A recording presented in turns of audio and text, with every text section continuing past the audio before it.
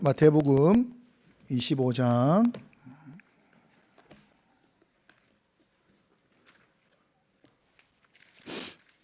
마태복음 25장 1절에서 13절입니다.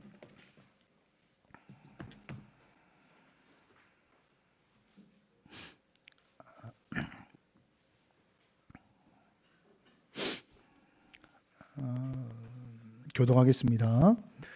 그때에 천국은 마치 등을 들고 신랑을 맞으러 나간 열 처녀와 같다 하리니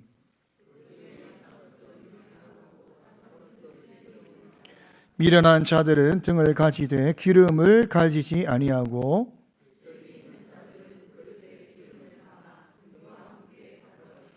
신랑이 더디 오므로 다 졸며 잘세.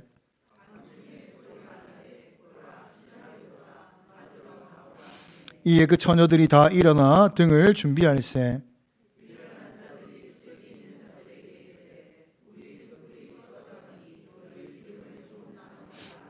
슬기 있는 자들이 대답하여 이르되 우리와 너희가 쓰기에 다 부족할까 하노니 차라리 파는 자들에게 가서 너희 쓸 것을 사라 하니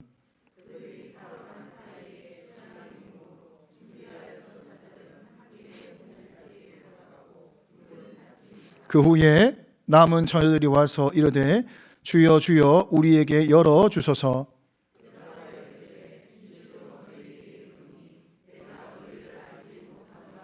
같이 있습니다. 그런즉 깨어 있으라. 너희는 그날과 그때를 알지 못하느니라. 아멘. 12월의 시작이 주일로 시작을 합니다. 이때가 되면 우리는 대림절로 지킵니다. 대림절은 주님의 오심을 맞이할 준비를 하는 시간이다, 이렇게 말을 합니다. 우리가 12월 25일 주님의 탄생을 기념하지만 그 기념보다 더 중요한 것은 다시 오실 주님을 맞이하는 자로서 기다려야 된다라고 하는 것입니다. 오늘 읽은 말씀을 통해서 주님 오심을 기다린다, 이 기다림에 대해서 우리가 나누려고 합니다. 기다린다라고 하는 단어를 한국 사람이 들으면 가장 먼저 드는 아마 생각은 답답함이 아닐까, 이런 생각을 합니다. 제가 어릴 적에는 외국 사람들이 가장 먼저 배우는 한국 단어가 빨리빨리라는 단어였습니다. 어릴 적에 그 빨리빨리보다 지금 한국의 이 변화와 일을 진행하는 속도는 그때와 비교할 수 없을 만큼 빠릅니다. 매우 빠릅니다. 우리 젊은 아이들은 3분 라면에 3분을 기다리기 힘들어한다, 이런 말을 합니다. 그만큼 기다림이라는 단어를 들을 때에 가장 먼저 드는 정서적 생각은 답답함, 지루함, 이렇게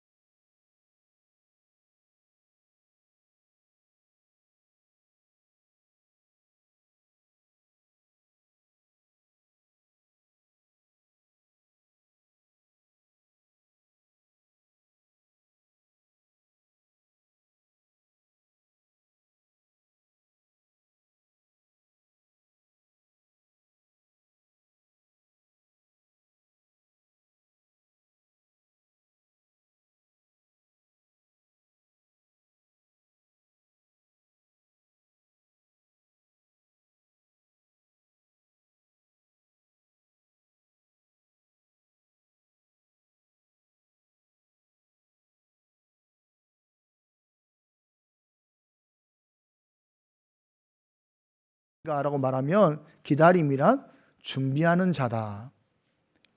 이렇게 예수님이 말씀하고 있는 것입니다. 그러면 준비한다는 것이 무엇일까를 구체적으로 말하는 내용이 25장의 천국 비유다라고 알 수 있는 것입니다.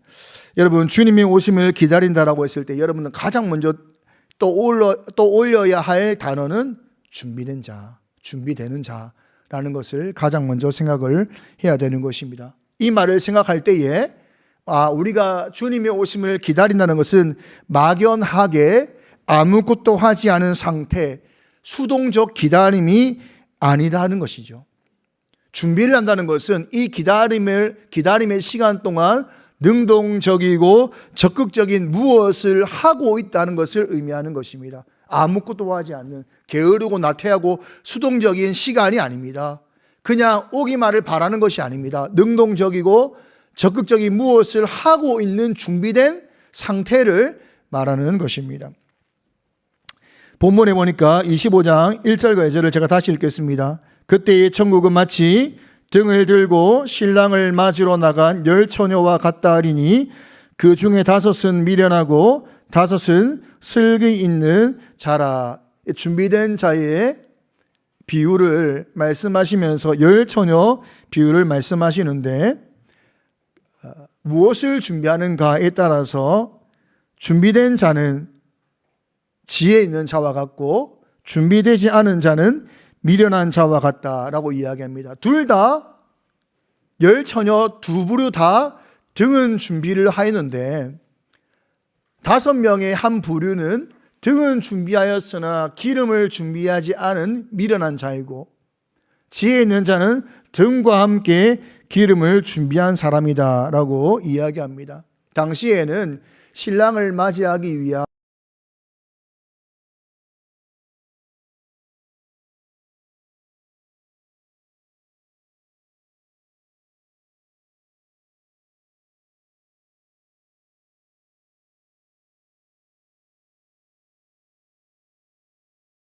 있는 것이었습니다.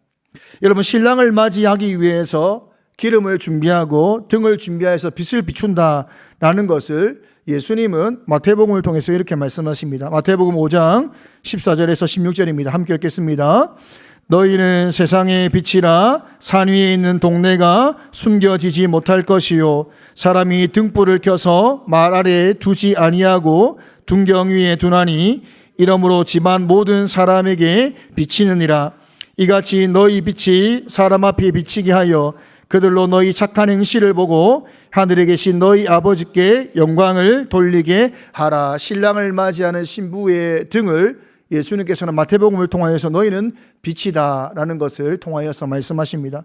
여러분, 등을 비춘다는 것은 마태복음 5장에서는 착한 행실을 통해서 사람들이 하나님 아버지께 영광을 돌리게 하는 것이다, 이렇게 말을 합니다. 여러분, 빛을 비추는데 왜 이것이 사람들이 하나님 아버지께 영광을 돌리겠습니까? 빛이 무엇을 비추는가에 달려있는 것입니다. 빛이 자기를 비춘다면 하나님의 영광을 드러내지 못합니다. 그러나 이 빛이 자기를 비추는 것이 아니라 이 빛이 하나님을 비추면 사람들이 누구를 보겠습니까? 하나님을 보는 것입니다. 이것이 바로 착한 행실입니다. 내가 살아가는 동안 내 삶이 나를 비추는 삶이 아니라 하나님을 비추는 삶, 이것이 착한 행실이요, 내가 비추는 빛을 통해서 하나님이 드러날 때 사람들은 하나님의 영광을 노래하는 것입니다. 이것이 바로 착한 행실입니다. 착한 행실이란 뭘까? 하나님을 비춘다는 것은 뭘까? 마태복음 5장 10절에서 12절입니다. 함께 읽겠습니다. 의를 위하여 박해를 받는 자는 복이 있나니 천국이 그들의 것임이라. 나로 말미암아 너희를 욕하고 박해하고 거짓으로 너희를 거슬러 모든 악한 말을 할 때에는 너희에게 복이 있나니 기뻐하고 즐거워하라. 하늘에서 너희의 상이 큼이라. 너희 전에 있던 선지자들도 이같이 박해하였느니라. 여러분, 착한 행실이란 뭘까? 하나님의 영광을 비추는 빛이란 뭘까? 의를 위하여 박해를 받는 삶이다. 의를 위한다는 것은 올바른 것을 하기 위해서라면 박해받는 것을 마다하지 않는 것. 나로 말미암아, 나가 누구겠습니까? 예수님이죠. 예수님으로 말미암아 예수님으로 살아가고 하나님 말씀으로 살아감으로 말미암아 받는 모욕과 박해와 비난을 피하지 않고, 내가 예수를 믿음으로 말미암아 받는 박해라면, 내가 하나님의 말씀을 따름으로 말미암아 받는 모욕이라면 그 자리를 피하지 않는 것. 그럼에도 불구하고 그렇게 살아가는 것, 그것이 하나님을 비추는 삶이다. 이렇게 말을 하는 것입니다. 손해보기를 싫어. 나는 내가 예수 믿었다고 해서 왜 손해를 봐야 돼? 내가 예수를 믿었다고 해서 왜 억울한 일을 당해야 돼? 그것은 자기를 비추는 것입니다. 나는 그렇게 살 수 없어. 나는 억울하게 못 살아. 내가 왜 손해를 봐야 돼? 그의 삶은 계속하여 자기를 비추는 삶입니다. 그 삶에는 하나님이 드러나지 못합니다. 그러나 내가 예수의 제자로, 예수님을 섬기는 사람으로 살기 위해 받는 모욕이라면, 박해라면, 고통이라면 나는 피하지 않는다. 내가 말씀을 순종하기 위해 살아가는 삶 가운데 당하는 고난이라면 나는 피하지 않고 예수로 살겠다.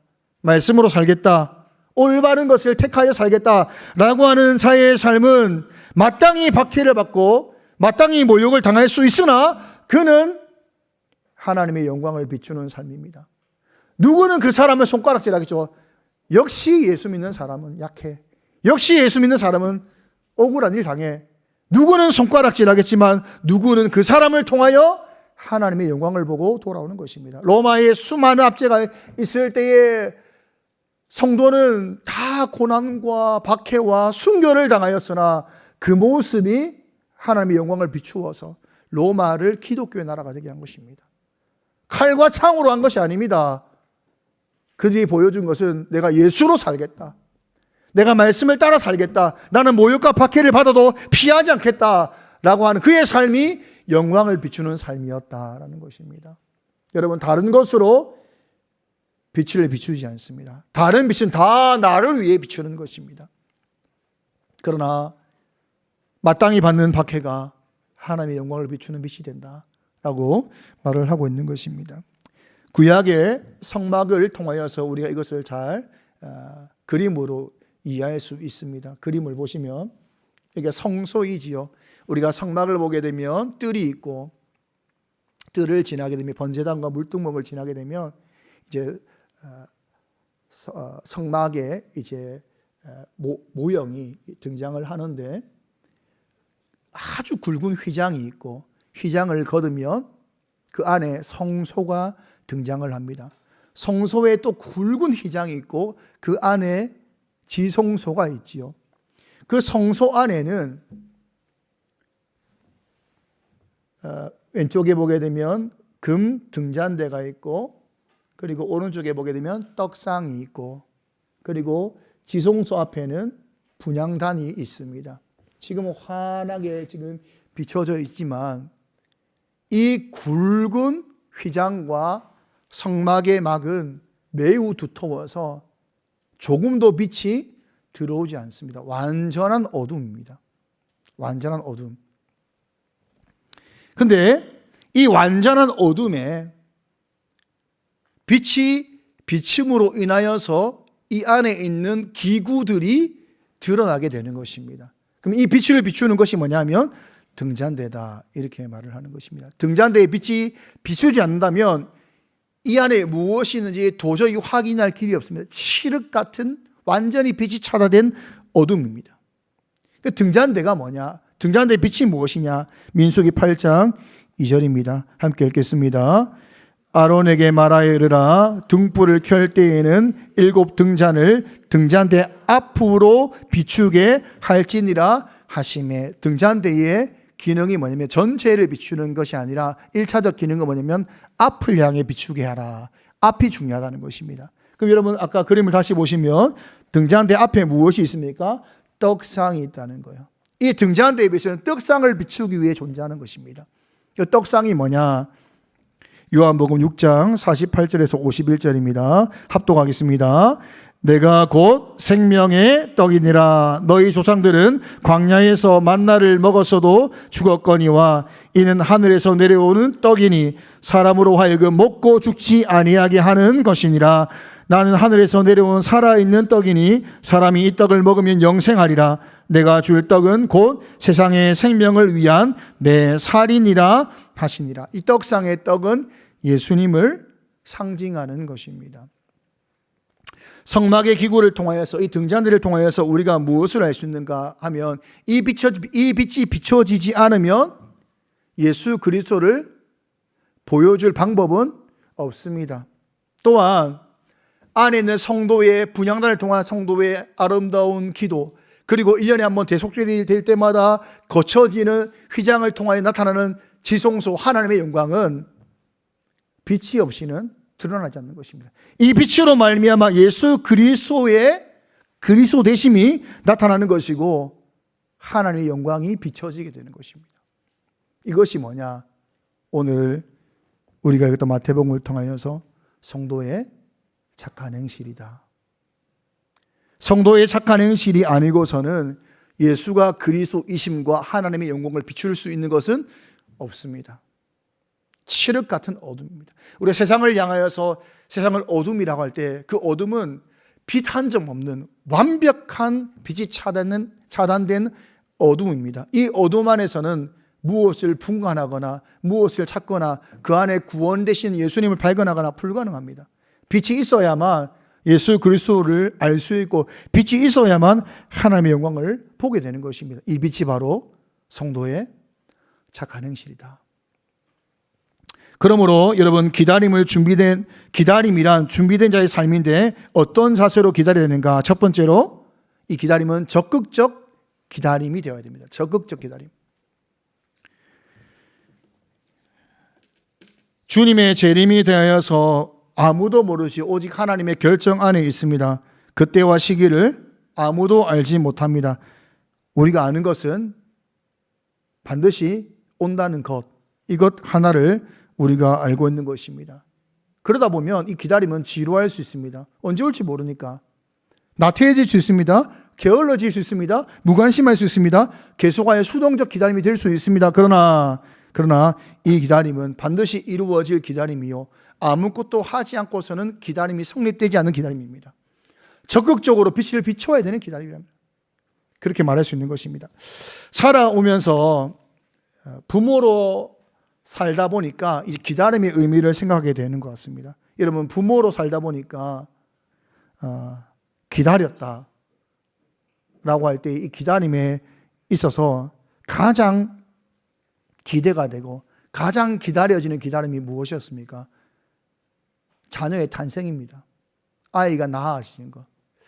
40주를 엄마 뱃속에 있습니다. 하루로 계산하면 280일. 280일이라는 시간 동안 아이가 엄마 뱃속에서 자라거든요.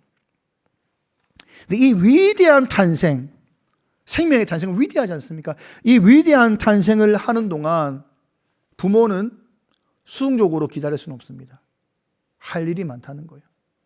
아이가 잘 자라고 있는지, 문제가 있는지 없는지 계속해서 확인해야 됩니다. 남편들과 또 아내들은 스스로 아내의 몸에 문제가 있는지 없는지, 아내의 몸을 통해서 아이가 이상이 있는지 없는지에 대한 확인의 시간이 필요합니다. 근데 이 긴 시간을 무려 40주라는 긴 시간을 보내야 됩니다. 처음으로 맞이하는 임신은 몸의 변화가 너무 크다 보니까 몸을 가누질 못해요. 중심을 못 가누기도 합니다. 임신하기 전에 했던 동작들이 이루어지지 않아요. 내가 이것도 안 돼? 너무 불편한 것이죠. 근데 이 시간을 보내는 것입니다. 40주라는 아주 긴 시간을.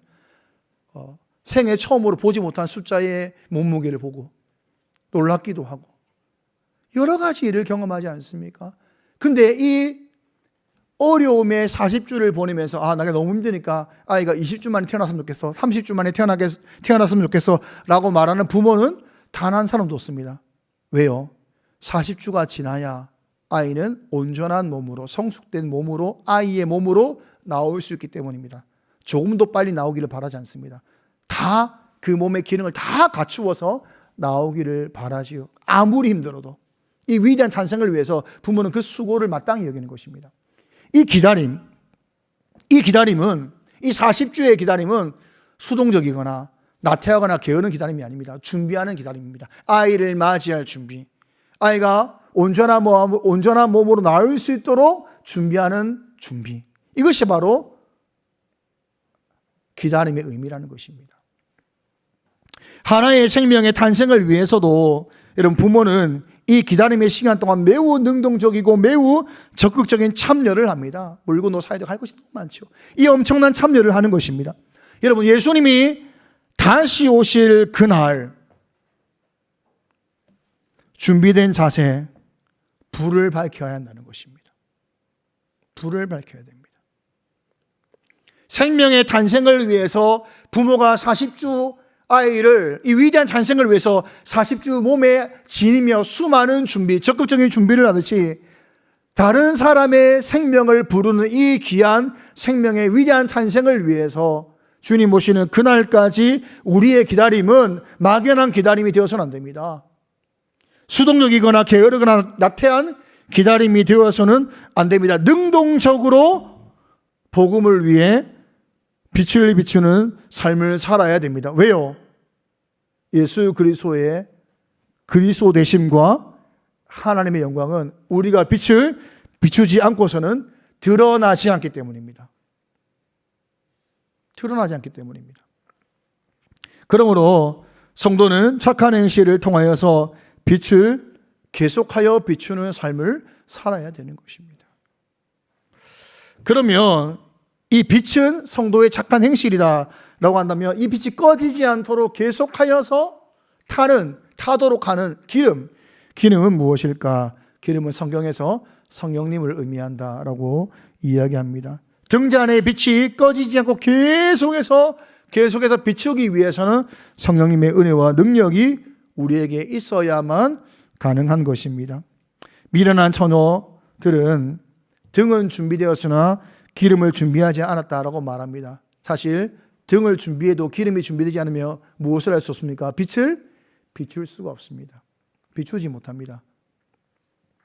기름을 준비해야만 불을 붙여 꺼지지 않는 불로서 빛을 비출 수 있는 것입니다. 성도가 성도의 성령의 능력으로 은혜로 살지 않으면 이 빛을 비출 수 있는 방법은 없는 것입니다. 성령께서 계속해서 은혜와 능력을 부어주기 위해서 우리가 어떻게 해야 되는가? 성령을 따라 살아야 됩니다. 우리가 올 여름에 갈라디아서를 통해서 성령을 따라 사는 것이 무엇인가를 세 가지를 이야기했는데 기억하실지 모르겠지만 첫 번째가 뭐냐면 우리가 선을 행할 능력이 없다는 것을 아는 것입니다. 우리는 선을 행할 능력이 없습니다. 내가 스스로 빛을 비출 수 없다라는 것을 아는 것, 이것이 필요합니다. 그러므로 두 번째로 가게 되는 것이죠. 성령님께 기도와 간구로 선을 행할 능력을 구하는 기도, 도우심을 바라는 기도를 하며 살 수 있는 자가 되는 것입니다. 마지막 세 번째가 무엇입니까?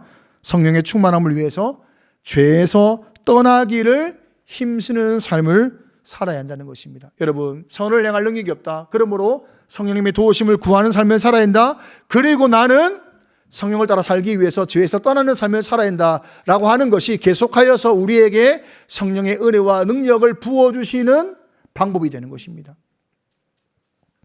여러분, 기름이 없이는 빛을 비출 수 없는 것입니다.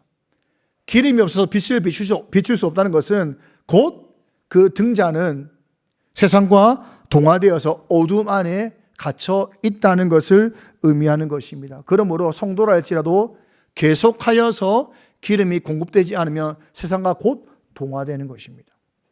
성령의 은혜와 능력이 공급될 수 있도록 구하고 간구하고 죄에서 떠나기를 힘쓰는 삶을 통하여서 계속하여 우리의 등불을 비추어야 되는 것입니다. 그러므로 기다림, 준비된 자의 삶을 산다는 것의 두 번째 자세는 한순간도 불이 꺼지지 않도록 깨어 기다려야 한다는 것을 말하는 것입니다. 오늘 마태복음 25장 5절을 함께 읽겠습니다. 신랑이 더디 오므로 다 졸며 잘세. 여러분, 미련한 처녀만 좋은 게 아니라 슬기로운 처녀도 졸았다, 이렇게 말을 합니다. 왜 졸았습니까? 신랑이 더디 왔기 때문입니다. 예수님께서 이 비유를 통해서 제 아들이 듣고 있는데 이 제 아들을 향해서 무엇을 말씀하시는가 하면 주님의 재림이 그리 급히 이루어지는 것은 아니다 라는 것을 말씀하시는 겁니다. 그리 급히 이루어지는 것은 아니다. 그리고 두 번째는 무엇을 말하는가 하면 주님이 오실 때가 되면 어둠은 더 깊어진다는 것입니다. 어둠이 깊어진다는 것은 뭘까요? 세상이 우리를 미혹하고 박해하고 환난과 고난이 더 심해질 것이다. 어둠은 더 깊어진다라는 것을 말하는 것입니다. 여러분, 주님이 오심이 가까울수록 환난은 더 깊어질 것입니다. 박해와 모욕을 받는 일들이 더 많아지는 것입니다. 13절 함께 읽겠습니다. 그런즉 깨어있으라. 너희는 그날과 그때를 알지 못하느니라. 신랑을 맞이할 신부로서 주님의 재림을 기다리는 사람으로서 어떻게 해야 되는가? 그때가 올수록 깨어 있어야 됩니다. 여러분, 언제 오실지 모르지만, 어느 순간에 오실지 모르지만 그때는 아무도 예측할 수 없습니다. 아무도 예측하지 못합니다. 아무도 주님 재림을 맞이할 준비를 예측하지 못한 상태에서 갑자기 주님이 오실 것이다 라고 말합니다. 그때에 우리는 등불을 밝히고 있어야 됩니다. 이 말의 의미는 무엇이겠습니까? 빛을 비추는 것을 통해서 다른 사람을 구원하는 이 시기를 우리가 알지 못합니다. 우리의 빛을 통해서만 예수가 그리스도 되심이 등장하고 우리의 빛을 통해서만 하나님의 영광을 통해서 사람들이 하나님을 보게 되는데, 우리가 잠시라도 깨어있지 않으면 안 되는 이유는 뭐냐면 언제 주님이 오실지 모르기 때문입니다. 저 사람 내가 내일 전도하지 뭐. 저 사람 내가 3년 뒤에 뭐 복음 전하지 뭐. 내일 오시면 어떡하겠습니까? 내일 오시면. 내 남은 생애 동안 주를 위해 살다가, 그래, 지금은 열심히 일하고, 지금은 자녀 키우는데 열심히 살다가, 한 70 은퇴하고 나면 그때 복음 전하지 뭐. 내일 오시면 어떡하겠어, 내일 오시면. 깨어있다는 것은 그날과 그때를 알지 못합니다. 지금 빛을 비춰야 됩니다. 그날과 그때를 아무도 알지 못해요. 어느 순간 오실지 모르는 거예요. 그러면 깨어 있어야 됩니다. 지금 이 불을 끄지 않도록, 이 불이 켜져 있는 상태가 될 수 있도록 우리가 살아가야 한다는 것입니다. 여러분, 대림절을 맞이해서 우리가 우리의 신앙생활을 돌아보아야 하는 것입니다. 나는 기다리는 자로서 어떤 자세로 기다리고 있는가? 준비된 자로서 기다리고 있는가? 준비된다는 것. 인생을 살아가면서 나를 비추지 않고 하나님의 영광과 예수 그리스도를 비추는 삶 살고 있는가? 어떠한 모욕과 박해와 고난 속에서도 내 이 길을 포기하지 않는 삶을 통하여서 예수가 그리스도와 하나님의 영광이다 라는 것을 비추고 있는가? 세상이 점점 어두워져서 우리를 미혹하고 어렵게 하고 고난 가운데 더 깊어지는 가운데 세상이 정말 말도 안 되게 우리를 힘들게 할 그때에도 깊어지는 어둠 속에서 찬란한 빛으로 세상 사람들에게 예수가 그리스도라고 하는 깨어있는 성도로 사는가? 그것을 돌아보고 생각하는 시간이 바로 대림절이다라는 것입니다. 여러분이 예수님을 믿고 믿는 대로 사는 것 자체가 복음입니다. 여러분들이 예수님을 믿기 위해 받는 고난을 견디는 것 자체가 복음입니다. 그리고 그것이 유일한 복음입니다. 여러분이 유일한 소망이고 교회가 유일한 소망인 것은 다른 것으로 구원을 비출 방법이 없기 때문입니다. 등불에 불을 비추셔야 되고, 그리고 깨어서 항상 이 빛을 비추는 거룩한 성도의 삶을 살 수 있기를 간절히 소망합니다. 함께 찬양하겠습니다. 주님 다시 오실 때까지 나는 이 길을 가리라. 함께 찬양하겠습니다.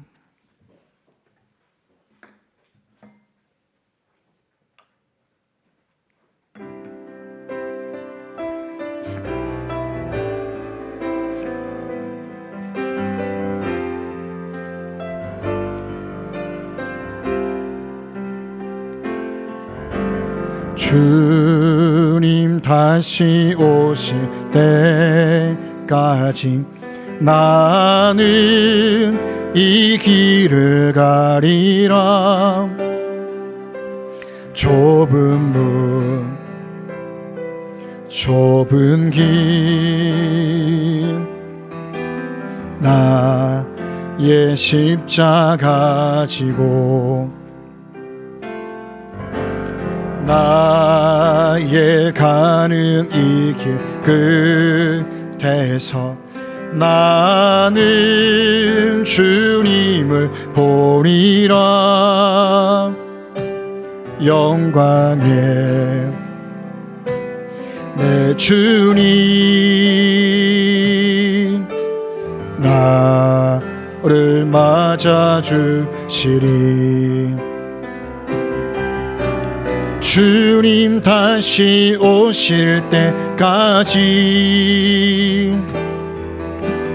나는 일어나 달려가리라. 주의 영광 온 땅 덮을 때 나는 일어나 노래하리. 내 사모하는 주님 온 세상 구주시라. 내 사모하는 주님 영광의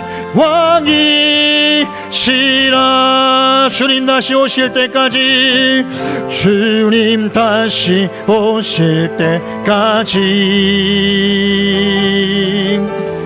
나는 일어나 달려가리라. 주의 영광 온 땅 덮을 때 나는 일어나 노래하리. 내 사모하는 주님 온 세상 구주시라. 내 사모하는 주님 영광의 왕이시라. 아멘. 내 사모하는 주님 내 사모하는 주님 온 세상 구주시라. 내 사모하는 주님 영광의 왕이시라. 여러분, 우리가 주님의 오심을 기다린다는 것은 언제 주님 오시지? 그때가 오면 난 참 좋을 텐데, 그런 수동적 기다림이 아닙니다. 매우 적극적이고 매우 능동적인 기다림입니다. 신랑 올 때를 준비하여서 등불을 준비한 신부와 같이